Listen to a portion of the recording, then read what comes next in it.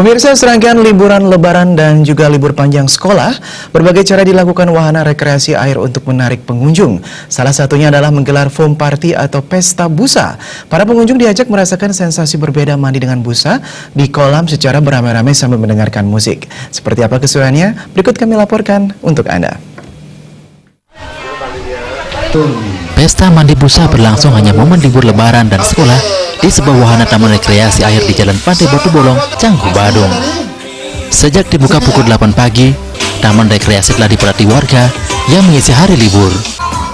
Dengan harga tiket Rp40.000, mereka bersama keluarga yang berasal tidak hanya dari Badung, namun juga Denpasar, Tabanan, dan Gianyar.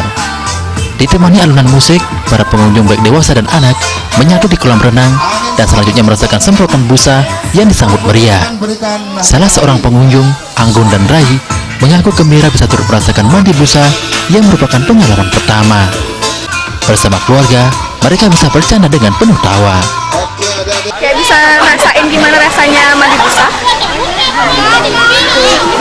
Seru banget sih kalau misalnya bareng-bareng, happy banget gitu main sama teman-teman. Sebelumnya ada pernah mandi busa kayak gini? Belum, baru pertama kali. Apa yang paling seru nih? Yang itu, Main apa? main sekarang ini pakai busa. Ini baru pertama kali ya? Iya, Seru nggak? seru. Koordinator pengelola Taman Rekreasi Air, Putra Adnyani, menyatakan kegiatan pesta busa digelar untuk kali kedua. Pesta busa digelar dengan memilih momen setiap libur sekolah yang kebetulan tahun ini berbarengan dengan hari libur lebaran. Busa yang digunakan ini dari segi kesehatan sudah aman dan memenuhi kriteria kesehatan.